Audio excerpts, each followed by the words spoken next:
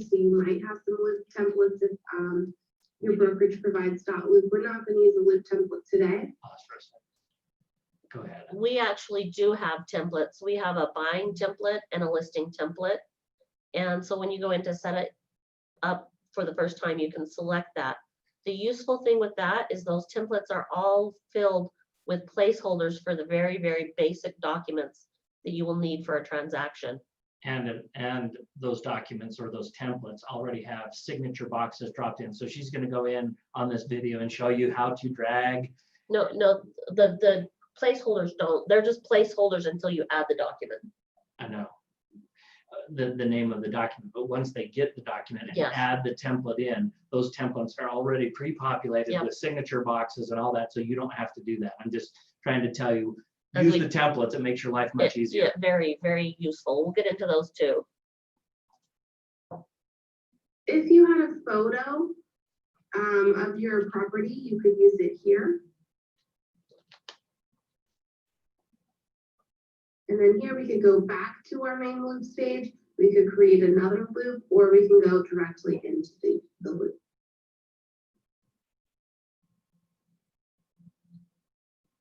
All right, so best practice here, as soon as we jump into the loop, is to go straight to the view details page. Now, I like to say that this page is like the control center for the loop. It houses all the information so that when we start filling this information here, later when we add in documents, those documents will autofill. All right, so up here at the top, it's definitely best to make sure your loop has a transaction type. So we're going to give this the type of listing for sale. And we're going to be working with a pre-listing. On down here, this is also where we can start adding in our clients or a co-op agent or anyone that's involved in the loop. So I'm going to go ahead and add my client in here. So as I'm typing in Will's name, you can see that his information pops down below. That's because I've worked with Will Smith before. So his email auto-populates, and all I have to do is give him the role of seller. As soon as I click seller, this optional information pops down below. Like I just said, it is optional, but if you have like his address or maybe his cell phone number, you could add that in here as well. All right, so two more things in this add person pop-up window here. First, I want to talk about the send intro email. If you're working with a client who has never used Dotloop before, I think this is a nice feature. I will show you what this email looks like up here next, but all you have to do is put a check mark there. There is an option to write a custom message.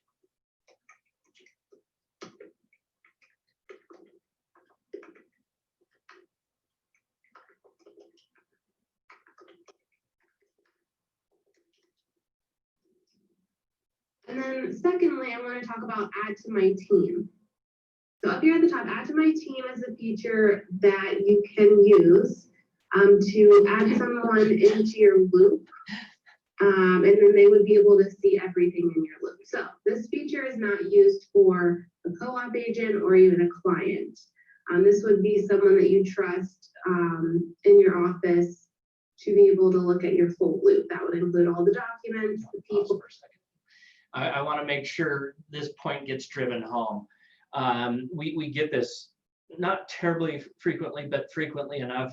Agents will click and be like, well, yeah, they're part of my team. And they have the client in or they have the other agent. We have a fiduciary of confidentiality to our clients. Sometimes they add a loan officer or title as a team member. You've got to be careful with this because any notes that get sent from the company, you know, saying, hey, agent, why did you do this way? You really shouldn't do that way. If they are a team member, they're going to potentially see those notes. Other documents that are added to the loop, they get to see everything that's in the loop. So our advice is keep yourself as the only team member. If you are in fact on a bona fide team, you know, I don't know, Austin Kales or something like that, you could add them as a team member, but don't do the clients or other people you don't want to see information. Just, it should be rarely used is what I'm trying to say. Anything you want to add to that, Ellery? Yes, the individuals that I would say you would consider adding is if you're using a transaction coordinator or if you have an assistant.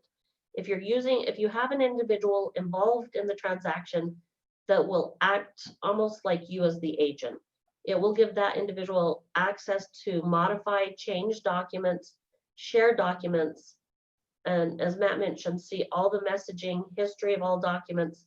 So it's something that you only add someone that you want to be working in your transaction on your behalf, like a transaction coordinator or an assistant. Hopefully, does that make sense for everyone? I'm hoping. All right. Yes. Okay, we'll Thank you. continue on. I'm like, Don't send it to the LO. Once someone accepts a team invite, you can't remove them from your loop. So that's important to note as well. All right, so I'm gonna go ahead and click send intro me email. I'm gonna add Will in. And then before I forget, I'm gonna swipe over here to Will's email. Here we go. And I'm gonna show you what that intro email looks like. So it states my name as the agent. I'm gonna collaborate on a transaction. Welcome to Dotloop, Will, and then here's the property address. Here's my custom message. And then if Will were to click get started, that would take him into Dotloop. Now we've had a question in the past, if you asking if you can change like the subject line.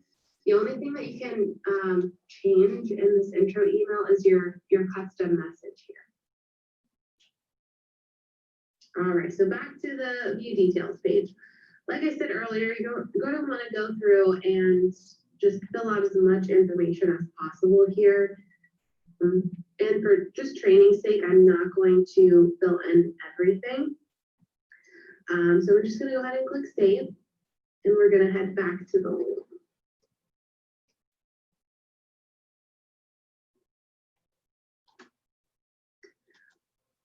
really quickly, I wanted to add to that. There are certain fields that will be required for you to be able to submit your file for review to the office. That would be property address. I believe it's contract date, the original sales price, some very basic things. When you go to submit, it will prompt you to fill in those fields if you haven't already. But that's just, if you have that filled out more completely, you won't have to stop and go back and fill things in when it's time to submit. And know this too, right? Sometimes, especially if we're working for a buyer and you're putting in a loop, you put the purchase price of what you're offering. If there's some negotiation and that gets changed, you can always go back and modify those things. But in order to get the loop started, that information's got to be there. All right, now the loop is broken down into 3 different sections. We've got documents, people, and tasks. So let's start with people here, since we've already discussed adding people into our loop. Just like we can do in the view details page, we can click add person here and add a client, co-op agent, whomever we want to add into the loop here. Looks pretty similar. The different thing about this section to add people in is this is where we can actually remove people. So when you see these 3 dots to the far right of this person's name, if you click on it, this is where you can remove them from the loop, or you could even edit their name or their email address. All right, let's talk about tasks. So if I'm gonna add a seller's checklist here. All I did was click add tasks. Now I can rename my task list by clicking the 3 dots to the right and clicking rename.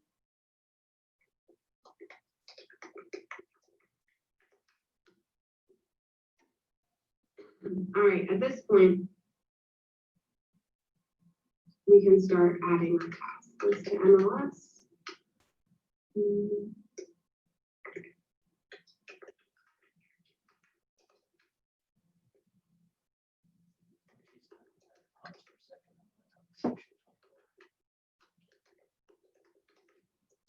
the idea.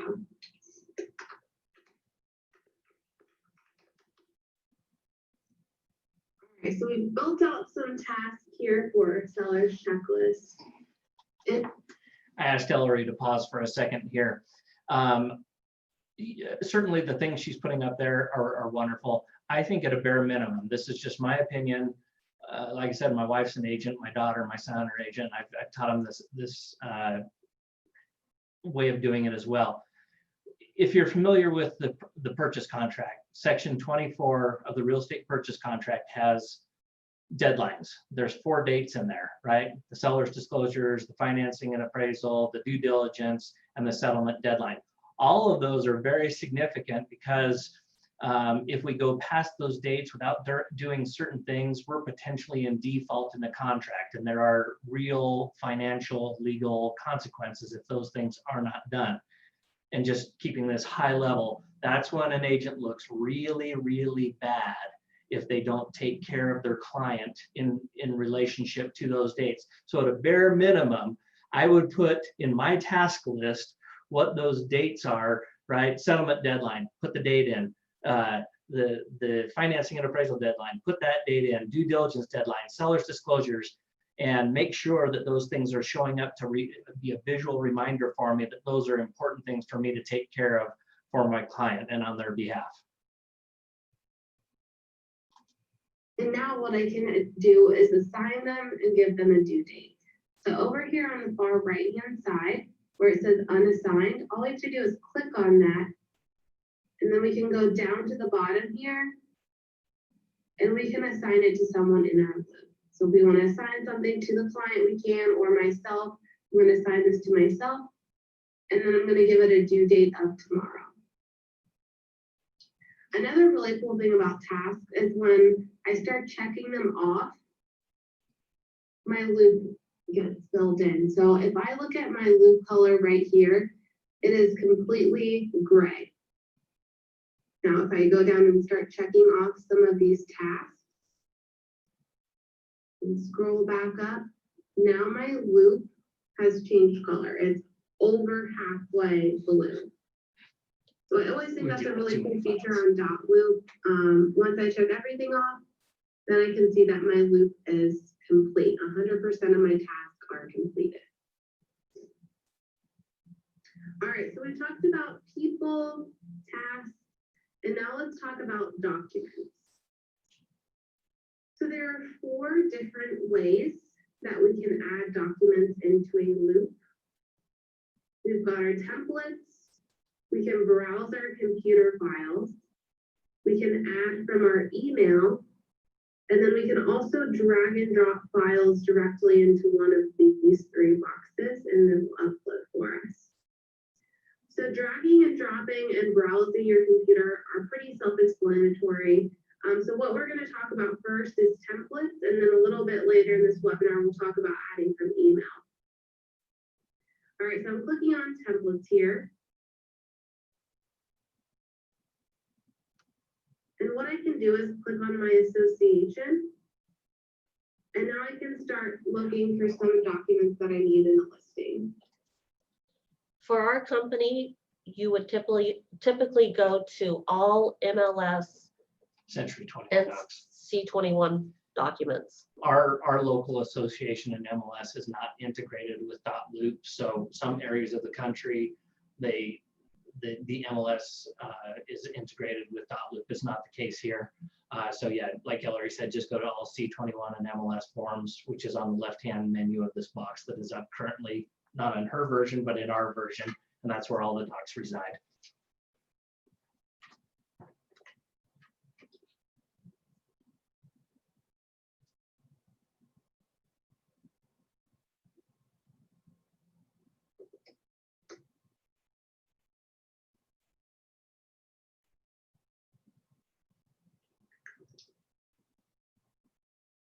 So right now she's just doing a search and uploading each of these to populate them to the loop.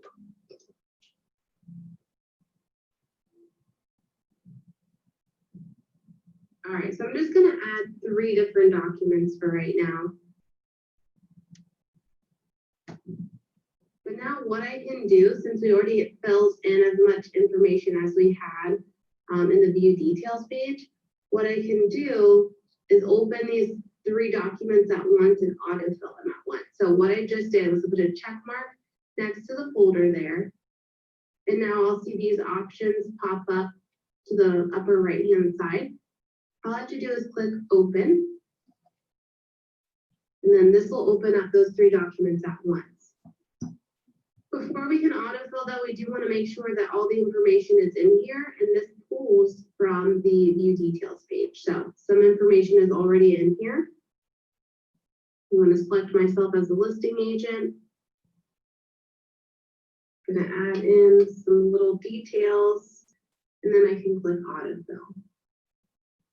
And as soon as I do that, you notice this first field turned a yellow color. It was highlighted. That's just letting you know that it's been autofilled. Also, as I'm scrolling through, you can see where I need to sign as a listing agent. That's highlighted this coral color. And then you can also see where the client needs to sign, and that's Will. So I'm just kind of scrolling down to show you that these fields have been autofilled, saving me time. And my client has fields as well to sign an initial. We'll sign here. All right, so for training purposes, we're going to say that this document is good to go, and we are going to share it over to Will. So once I have this document prepared and ready to go, what I can do is now click Save and Share.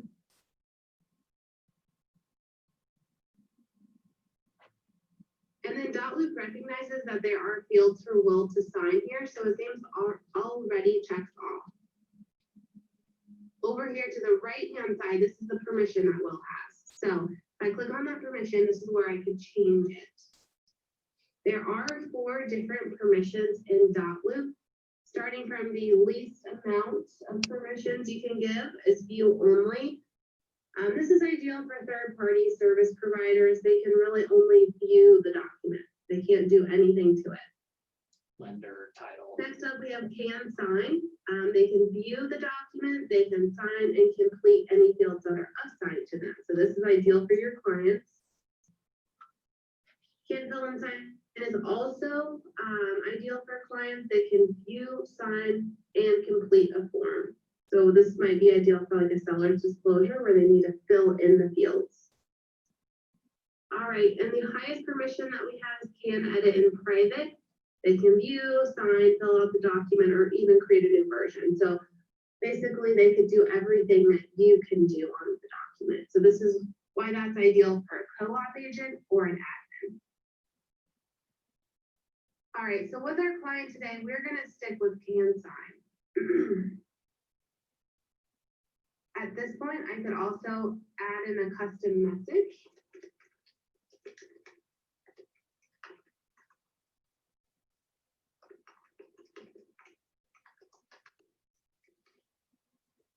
And then I also like this feature down here at the bottom left, attach PDF to email. Yeah. Okay, as your principal broker, I'm going to tell you, please always check that box, attach PDF to email. Just quick story to break this up a little bit. I've had multiple times where clients have called and said, so look, sorry, let me back up. One of the Division of Real Estate rules says that is you're to deliver copies of the contracts that people sign to them. And some agents don't click this box and they say, well, they had access online. Well, that's not what the rule says. The rule says that we are to deliver a copy of the contracts that clients sign to them. So it should always, just always click that field. Just trust me, always click that field. It'll make your life much easier. To make sure you put a check mark in there before you share, but it does give your client a PDF attachment to look at. So I always suggest this if you're working with brand new clients who maybe aren't used to Dotloop and how to sign and things like that. They can quickly just look at the PDF and view it that way. It's a nice gesture. All right, so at this point, we're ready to share. Will has a check mark. I've got my custom message. He can sign, and we've got a PDF attachment. So I'm going to go ahead and click share.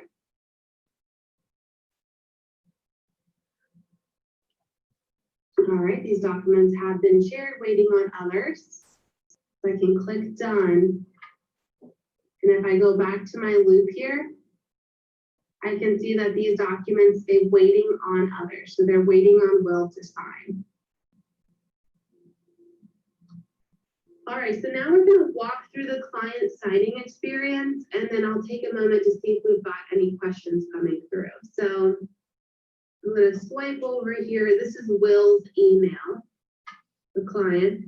And you can see he's got an email from me saying, please review 3 documents. So I'm going to click on that email. And then you can see I've shared 3 documents. Here is my custom message. And then if I scroll down to the bottom here, you can see those PDF attachments. All right, so what Will's gonna do is click View All Documents.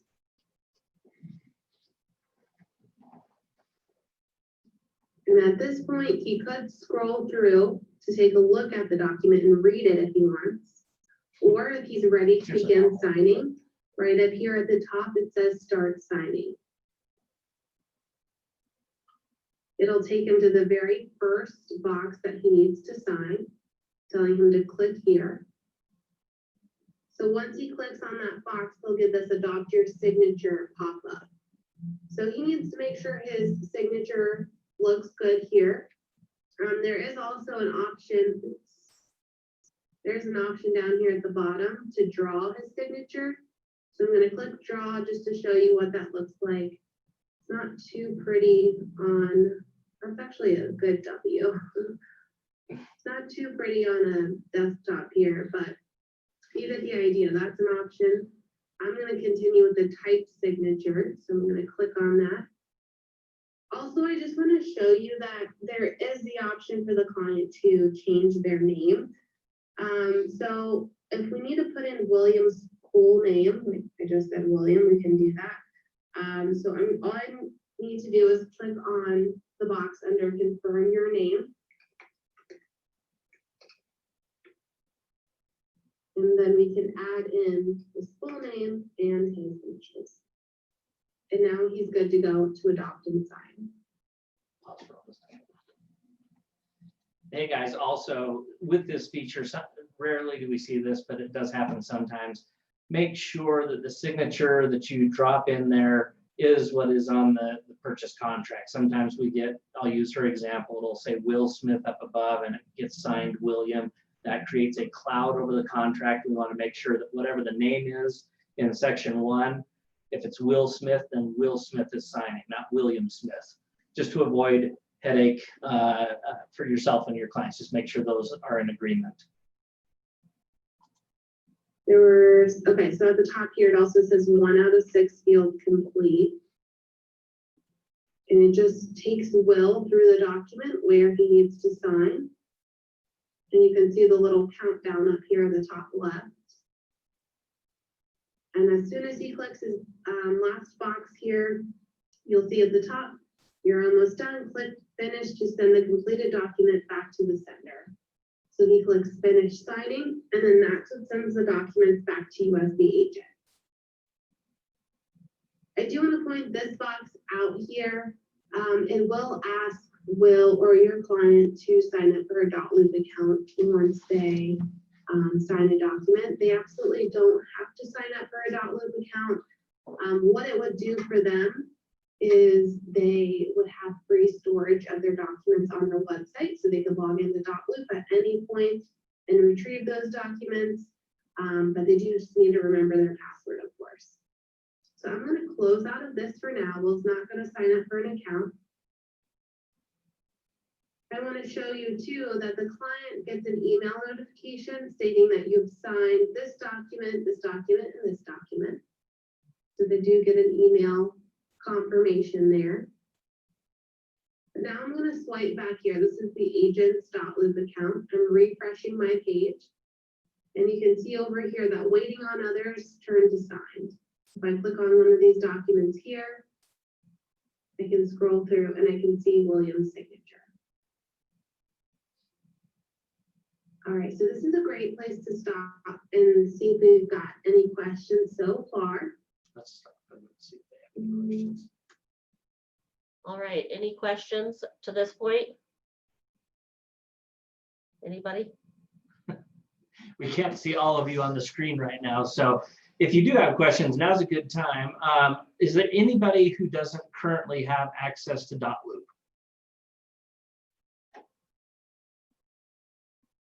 Okay, let's continue on.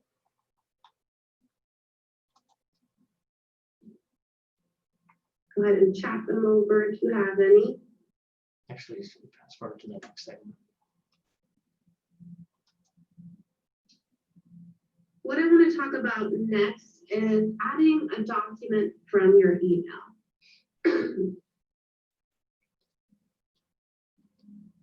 All right, so what we need to do is go back up to Add Document.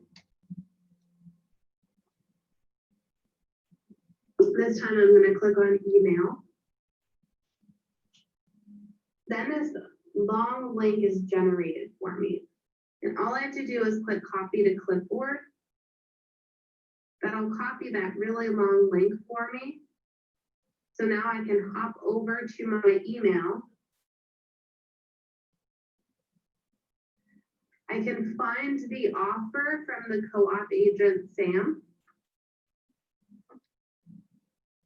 It's in PDF format, so we're good to go there. Dotloop will not accept any other documents in a different format, so it must be in PDF format. I'm going to go ahead and click forward. We're going to forward that entire email. And then where it says to, down here on the bottom, the recipient is the loop. So all I have to do is right click and click paste to paste that really long link in there. And then I'm going to go ahead and click send. And that's going to send the document into my loop.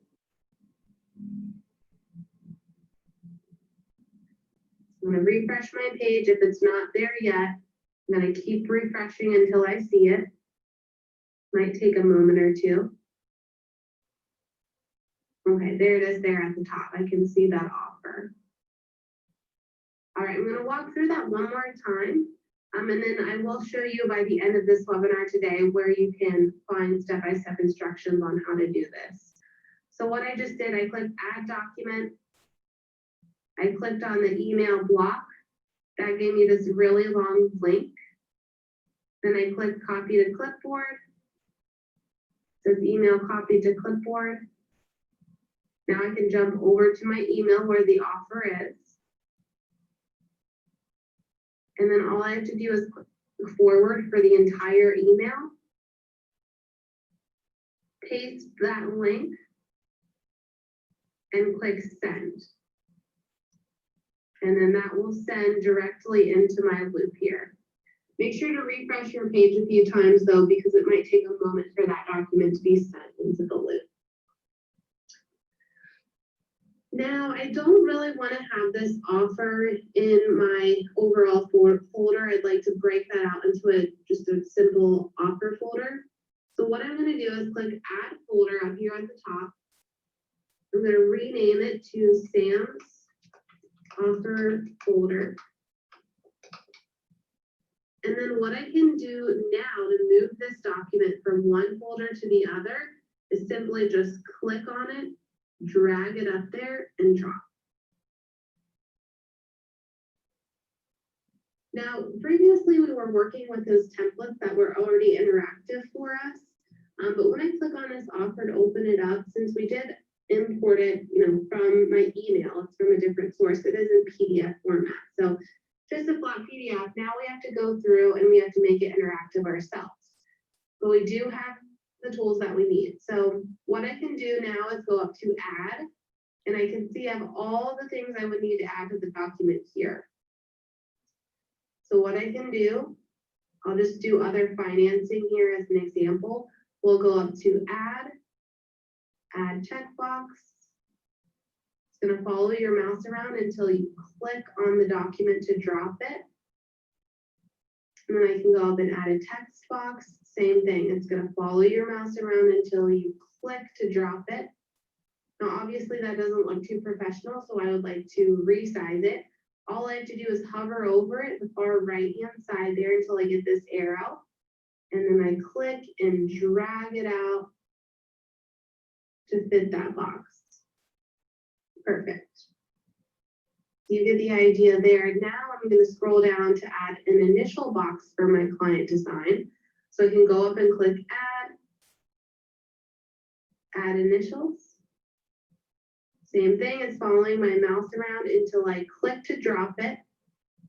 Hover over the far right hand side, click in to resize it. And my next step is going to be assigning the field to my client. So I hover over it, I click assign field, and then I go up and find William's name. Now, when I did that, you might have noticed these hotkeys pop up in the bottom right-hand corner of my screen. There are 5 pages to this document, and if I need to add initials to each one, that could be a pain in the neck to try to go up and click add initials each time. So what I can do with those hotkeys is copy this field. So down here at the bottom, it says copy field, Command-Shift-C. I just have to hold those 3 keys down at the same time. If you're on a PC, it's Control-Shift-C, but it'll let you know what your hotkeys are in the bottom right. So I'm going to scroll down, it's already been copied. I'm going to find that next initial box, and then I need to paste it. So down here at the bottom, it says paste field, and my keys are Command-Shift-V as in Victor. So Command-Shift-V.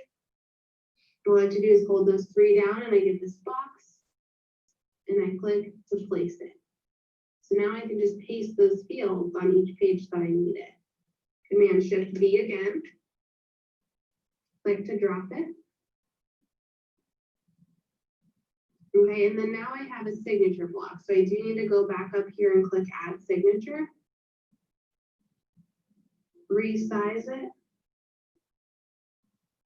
And then assign the field to William. All right. So for time's sake, we're going to say that this offer is good to go and William's ready to sign now. We've made it interactive. William's in the loop. What we've got coming up next is a feature that will make you look like a superstar real estate agent. So this is called host in person signing.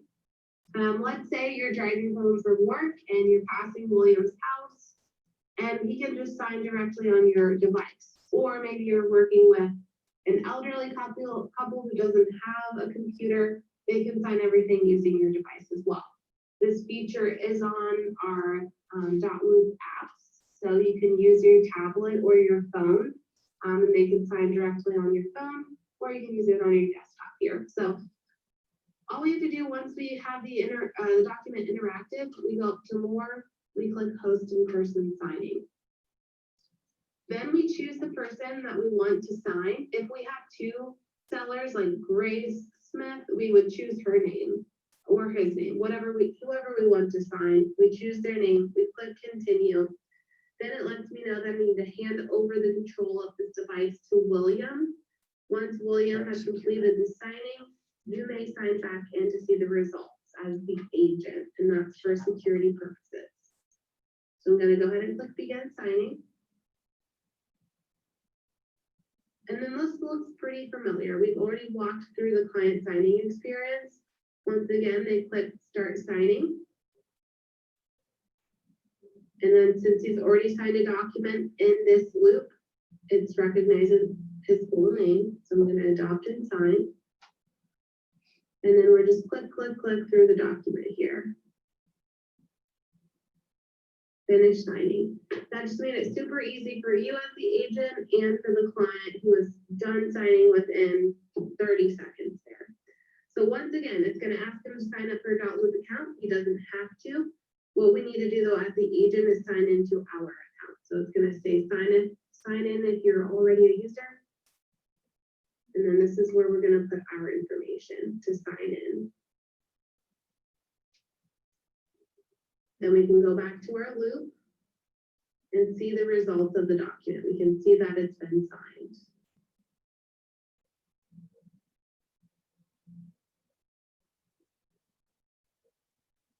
All right, I'm going to take a minute here to see if you guys have any questions. Feel free to chat them over here. Does anybody have a question with the filling, signing, importing documents, using templates. Is everybody still awake? Yes.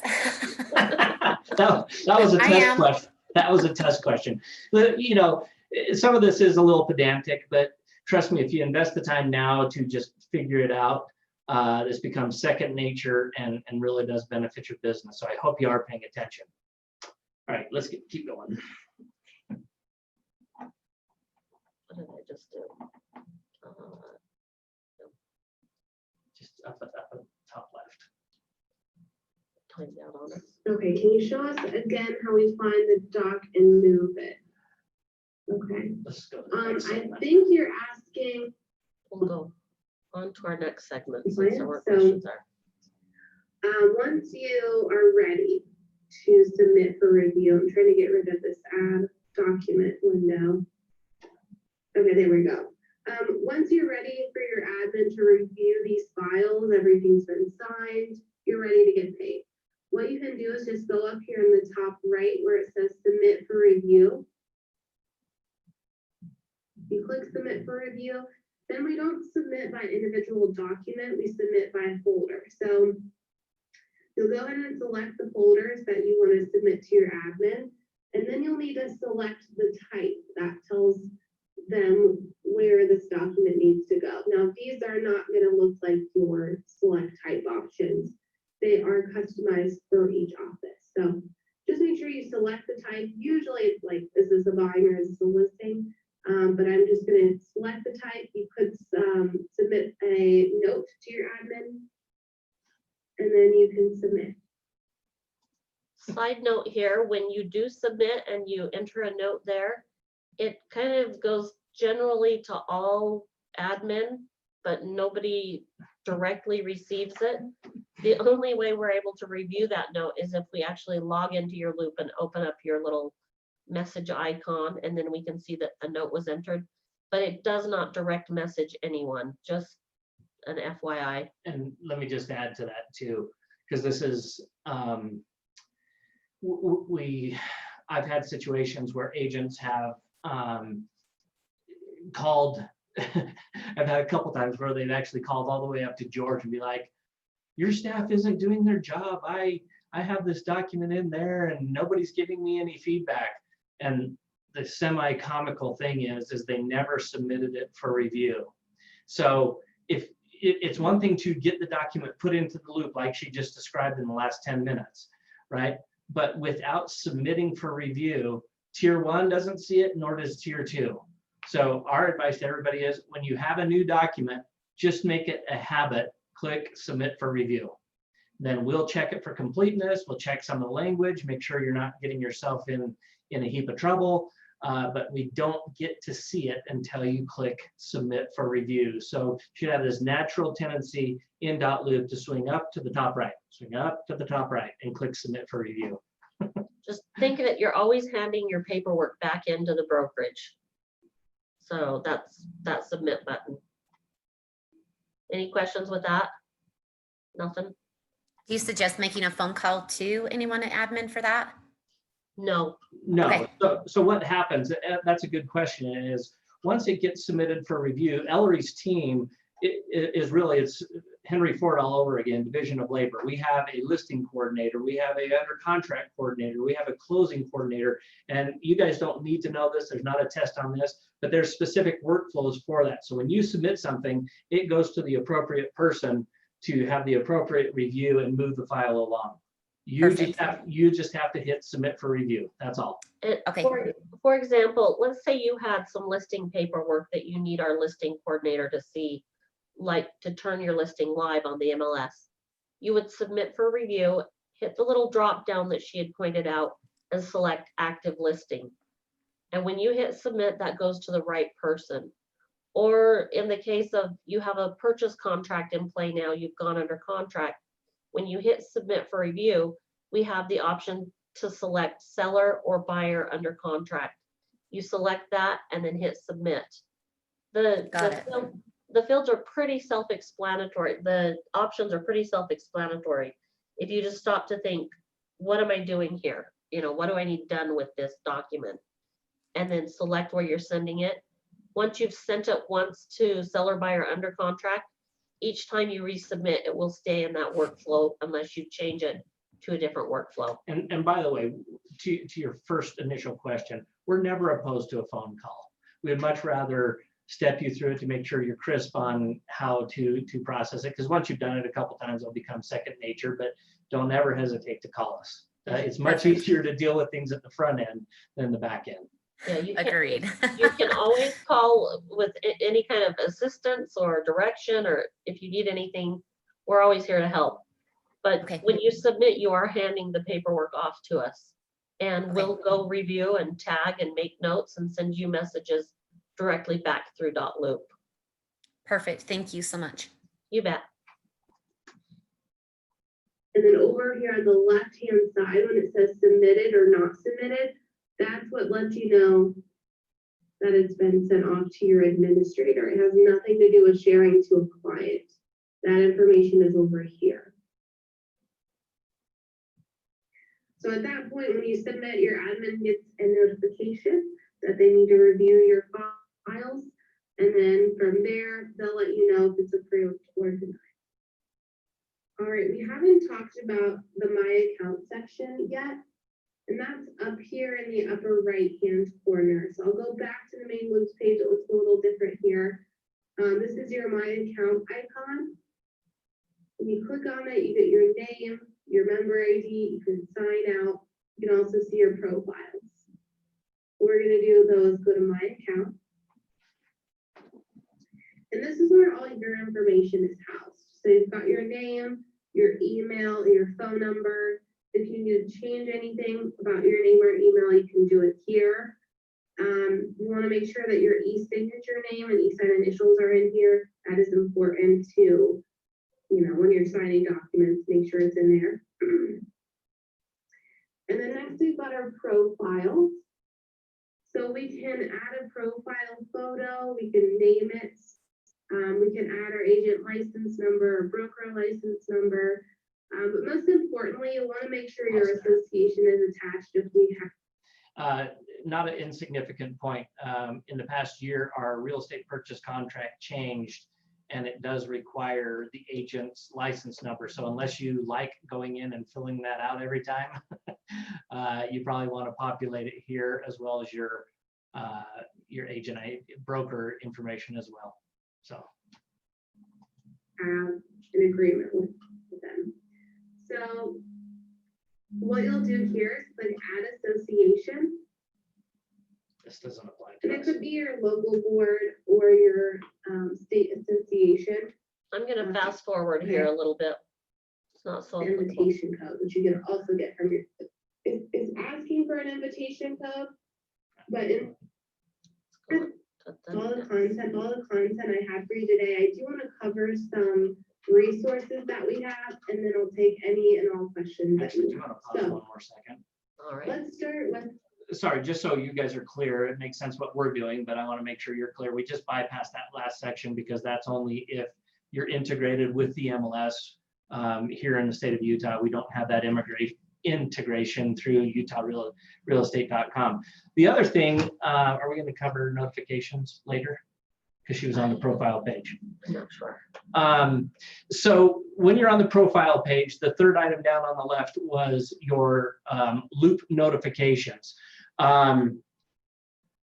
We'll bring that up later in a little more detail when this video is done, but I just want to tell you, we've had some agents that go in and turn off all notifications. That is a bad move because it shuts off the communication from our teams to you when there's a problem with your file, and then you don't become aware of it until something's gone critical. Like you're at closing and some key information isn't there, which we sent notifications on 2-3 weeks prior, and you didn't get them because you turned off notifications. We're going to show you after this what we recommend by way of notifications. We don't want to inundate you with unnecessary notifications, but there's 2 or 3 fields that you need to have checked so you get the pertinent communication from our team. So resources. My favorite is the Help Center. So when you click on the icon again, then you click Help Center. This will take you to the Dotloop support site. Now, I know we had a question to go over adding via email, or a few questions about that. So what you can do here, if you want to look at that again, is go to the Help Center, type in the search bar, add document via email. And this will give you different articles. Oops, that's not what we wanted. Let's just type in adding documents. Adding documents. There we go. There's the article about adding documents. And then down here, add via email as an option. And it'll walk you through that. Oh, Okay, so let's kill this video. Just hit the X at the top right. No. On the video. See it, it's gray. Oh, great, gotcha. Okay, so we're going to get rid of this and turn it back to, yeah, go ahead and click on that tab. While we were talking about it, you want to drop down my profile? Mhm. Do you want to drive? Sure. We're going to switch chairs here for a minute.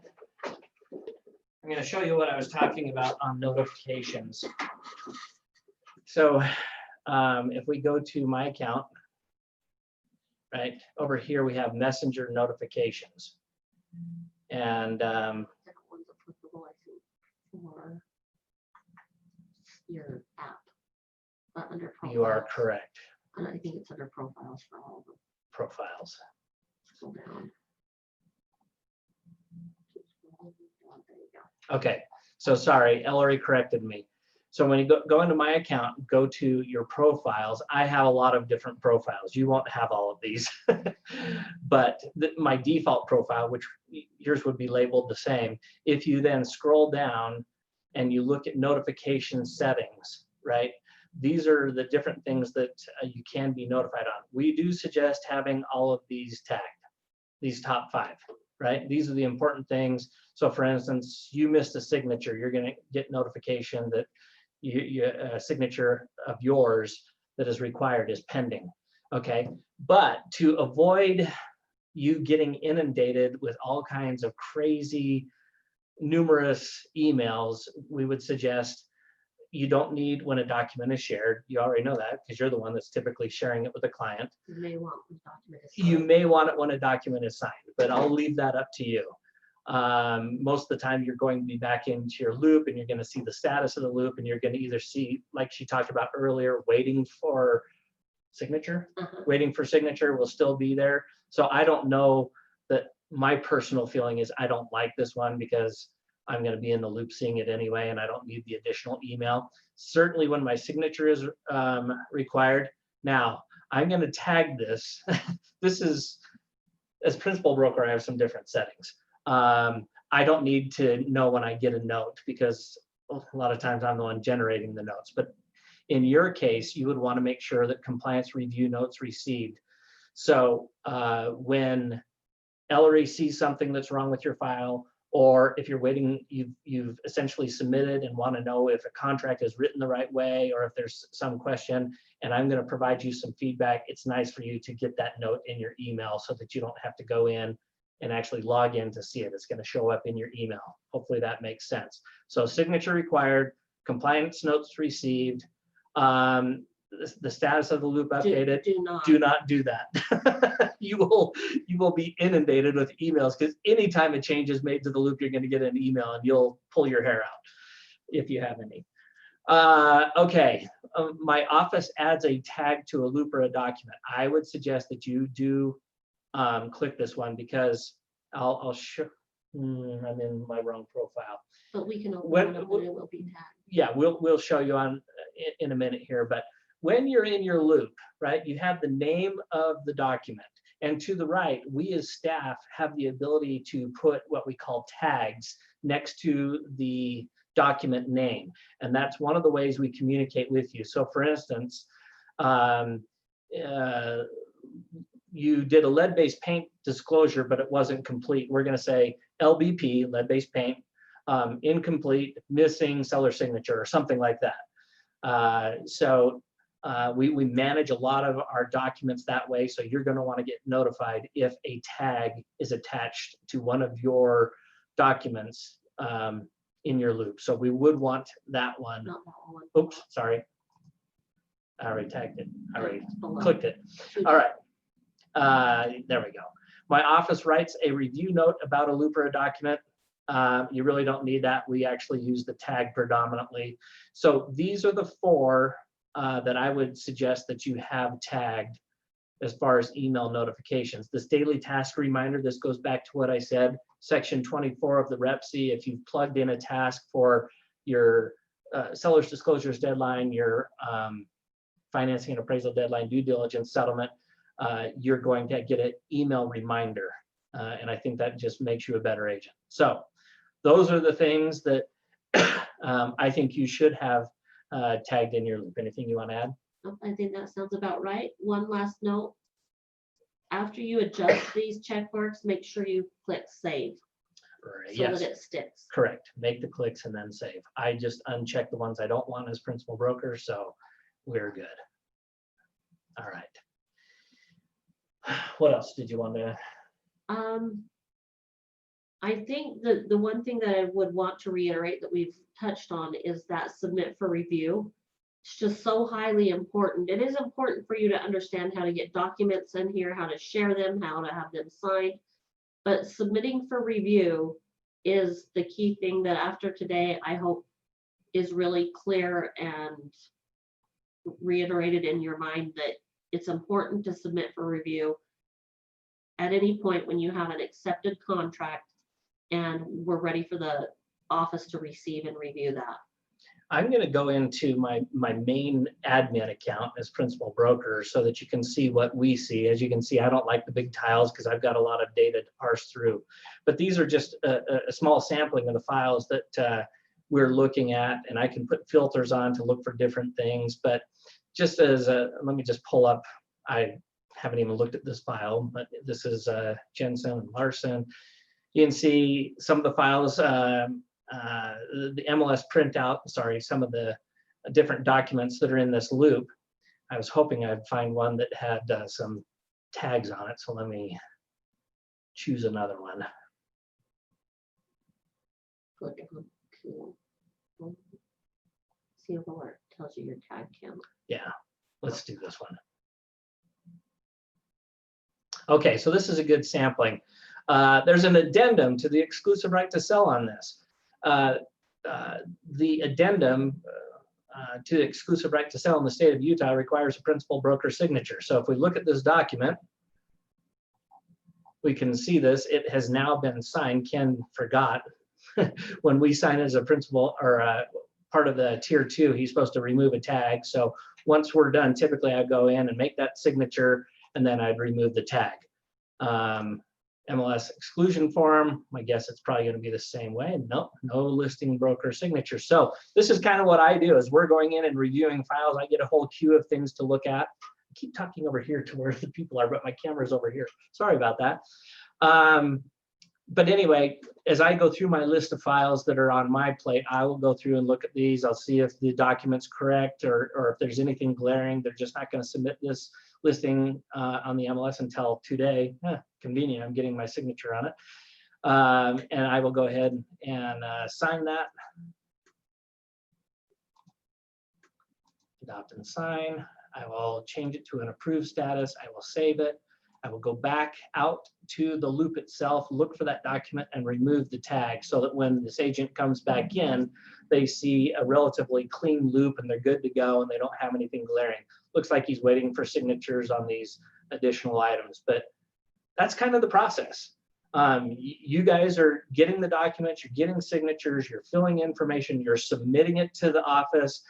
Tier 1 looks at it for completeness. If there's something that they're not comfortable with, it goes to tier 2. And then Ken, Rob, and myself will take a look at it. We do send notes from time to time. I don't know if this one has any notes in it. No. Well, let's see. Hi, Deanna. The MLS listing exclusion form is missing a broker signature. We need that to make this live today. So, yeah. Anyway, that gives you kind of the idea. When you start going through this, you'll see it's actually a fairly simple process. And if you'll engage in it, it will really make your loops, transactions flow. I think one of the biggest frustrations for agents is when they get to the end of a transaction and they're ready to go to a closing and they're missing some documents or missing some signatures, and the title company is going, well, we actually can't close this yet because we have an incomplete file. That really makes you as an agent look bad. It makes the company look bad, and it really frustrates your clients, and we want to avoid that at all costs. So do you guys have any other questions about Dotloop? Do you feel like you've got a little bit better grasp of what it is, what it can do for you and in the process? Wow. Quiet. Anybody chime in, make me feel It was better. helpful. Thank you so much. Definitely. I'm going to stop sharing my screen here so I can actually see people now. Kyle, you feel a little more comfortable with Dotloop? I mean, you know, you've got to get in and actually use it to really cement the knowledge in your head, but do you understand its purpose? Right, exactly. I feel like it's totally gonna cement and click when I take it through the process myself, when I do it, you know. Cool. Julie, how do you feel? I mean, there's definitely, I need to practice, and I was thinking maybe I should just do it on my own house and just kind of go through the process. Definitely. Hey, I tell you what, you know, the thing is you can do some practice files, just don't submit them for review. We'll be confused as all get out. We'll be like, what is she doing? But yeah, you can do that and practice dropping signatures and using templates and making sure that becomes second nature for you. I will say this though, I touched on this earlier. I want to make sure that this part resonates. It's a blessing and a curse to have an online platform, a signature platform, right? The blessing is it makes our life really easy, except for those people that are out in nowhere and don't have internet or are so old or afraid of technology that they don't want to use it. But for the vast majority of people, this makes the transaction so much easier. That's the blessing. The curse is quite often we find that clients won't read their contracts. And I've heard some agents outside of the company be like, that's a great thing. I'm like, no, it's not. That's not what we're hired for. Like I started off with, they're hiring us because they're afraid of the process. They don't know the moving parts. They're expecting us to be their Sherpa to guide them to the top of the mountain, right? Successfully. So might I just suggest when you are going over contracts, I believe don't just, well, let me take this a little differently. If I'm working with a buyer, I have a set of buyer documents and I have them highlighted for key areas. Seller documents, I've done the same thing for listings. I will typically send those over either electronically or in person to the client and say, I want to spend 10 to 15 minutes with you going over these now. So when the time comes to sign these, you don't feel like I'm pushing a file on you and trying to railroad a deal through. I want to make sure you're completely comfortable with what's in those documents so that we're good to go. Fair enough, right? Most people are going to be like, yeah, I really appreciate that. Take the time. You don't have to go through everything in the document, but at least do your job in giving them the 30,000-foot view of what it entails and the key areas, especially what they're going to be responsible for. That way, when I do send them a document on Dotloop, and I am attaching it as a PDF, as a safeguard, I know I've done my job. I can sleep well at night. I know I'm taking care of my clients. I know they know what they're signing. They have a copy of it. And that is not always the case with your peers. Trust me, I see it every day. I don't mean peers here at Century 21. There's a few that we're not perfect and we train people, but I'm telling you, I see it a lot out in our realtor community where people, the clients are just so bitterly frustrated because nobody explained to them what the document was. And then the agent wants to bust out the line of, well, you're an adult, you're supposed to be responsible for what you sign. That is a cheap, I was going to say something else. That is a bad approach to business. Okay, be a professional agent. Make your clients happy that they're doing business with you because you're taking care of them. All right. Any other questions? All right. Well, listen, guys, I appreciate your time. I don't know, Russ, if you're still on the call, but I appreciate your time. And like I said, going forward, anytime you have a question, figuring out how to make Dotloop work for you, please reach out to us. We're always happy to help. Thanks, Anything else? guys. Okay, Not bad. all right. I don't think Russ, oh, Russ, are you on there? Nope, he's not. Oh, I think this is him. is it? I do have a quick question. Yeah, go ahead, Julie. So what's the difference between using a transaction coordinator and what we do on Dotloop? It's a great Basically. question. No, it's a great question. I'll let Ellery talk to that since she manages the TCs. So what the difference would be, you could go and create your loop and upload your accepted contract, and then remember the team invite portion. You would add them on your loop and invite them to the team. They then can go manage your paperwork, make sure things get sent to title, to lender, help schedule inspections, keep a close eye on your deadlines, send you reminders of your deadlines, send your client reminders. If you're going along in the transaction and you need something addended, they can be an instrument for creating an addendum, getting it sent out for signature, all of that kind of thing. The one other way, if you're so very uncomfortable in Dotloop, is you can email your accepted contract directly to the transaction coordinator. They will then create the loop and upload all the documents and invite you to the team so that you have visibility on everything, but they can help manage the movement of paperwork and the guardianship over important key deadlines. Hopefully that's helpful. Yeah, Julie, I would just say from experience, I think where I see agents typically engage a transaction coordinator is one, they're honest with themselves and say, even though Matt and Ellery did such a fantastic job of explaining Dotloop and anybody should be able to do this, I still hate paperwork and I don't want to do it and it's just a waste of my time.